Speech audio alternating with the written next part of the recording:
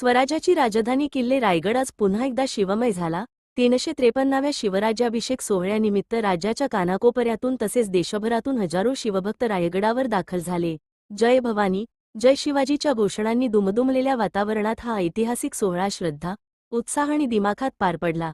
यावेळी उपमुख्यमंत्री एकनाथ शिंदे यांनी चंद्र आणि सूर्य असेपर्यंत छत्रपती शिवाजी महाराजांची कीर्ती आणि त्यांचा सन्मान कायम राहील असे सांगत शिवरायांच्या विचारांचा वारसा पुढील पिढ्यांपर्यंत पोहोचवण्याचे आवाहन केले।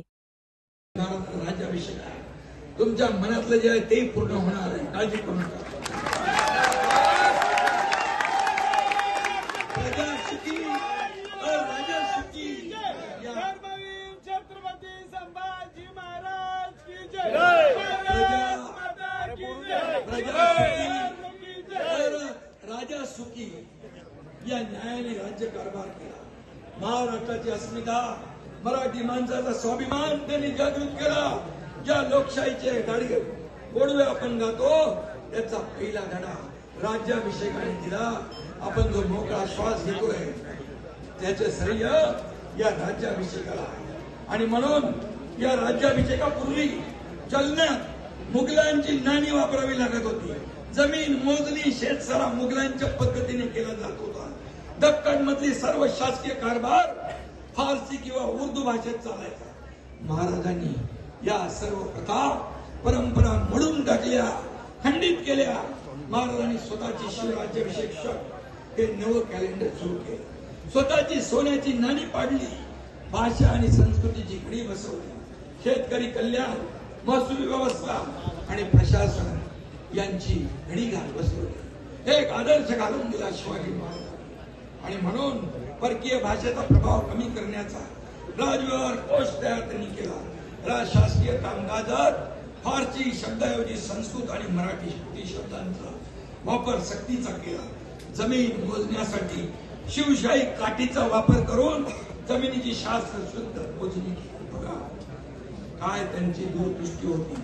दुष्काळ किंवा युद्धाच्या काळात शेतकऱ्यांना बैलगाड्या आणि बी बियाणांसाठी व्याजी कर्ज म्हणजे दगाई दिली जायची। सैन्याला सक्त ताकीद होती की मोहिमेवर असताना शेतकऱ्यांच्या फादीच्या देटालाही हात लागता कामा नये असा रयतेचा राजा, असा छत्रपती शिवाजी महाराज आपल्याला राजा म्हणून लाभले। महिलांचा आदर, धार्मिक सलोखा यासाठी महाराजांनी फक्त कडक कायदेच केले नाही, तर स्वतःच्या वागण्यातून उदाहरण घालून दिलं। त्यांनी जुनी जुलमी जहागीरदारी, वतनदारी पद्धत मोडीत काढली। महसूल गोळा करण्यासाठी थेट सरकारी अधिकाऱ्यांची नेमणूक केली। त्या काळात 353 350 वर्ष किती दूर, किती गडकोट किल्ले उभे राहिले। हे काय आर्किटेक्चर आहे, काय इंजिनिअरिंग आहे, काय दूरदृष्टी आहे। गडावर पाण्याची सोय, या ठिकाणी शत्रूवर मारा करण्यासाठी उंचावरून तोफांचा अडिमा, हे सगळं राजांचं जे काय छत्रपती शिवाजी महाराज हे देवाचं आणि म्हणून आपण सगळे भाग्यशाली आहोत। आणि म्हणूनच या ठिकाणी महाराष्ट्राच्या महाराजांच्या राजवटीचं सर्वात मोठं वैशिष्ट्य म्हणजे ते स्वतःला राज्याचे मालक न मानता रयतेचा सेवक मानायचे। ही सगळ्यात मोठी आणि म्हणून शिवाजी महाराजांच्या राज्याभिषेकामुळे सबंध देशामध्ये मुद्रा भद्राय राजते म्हणजे जनतेच्या कल्याणाचं नवं पर्व सुरू झालं।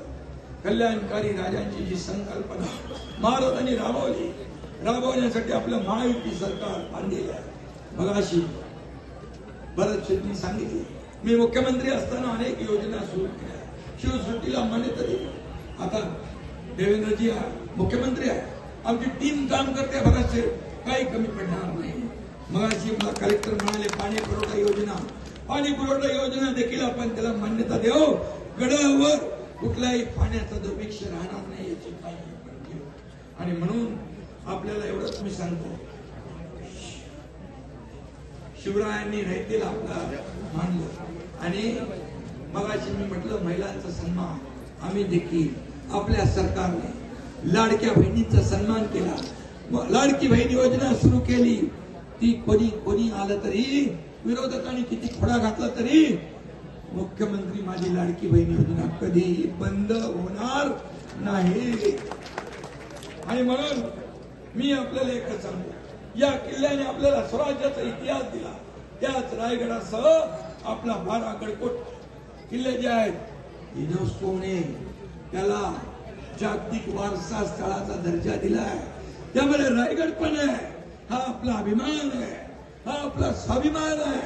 7 समुद्रापलीकडे शिवाजी महाराजांची कीर्ती पसरली, त्यांच्या कर्तृत्वाची शौर्याची कीर्ती पसरवण्याचं काम या संपूर्ण देशामध्ये, राज्यामध्ये, जगभरामध्ये होत आहे.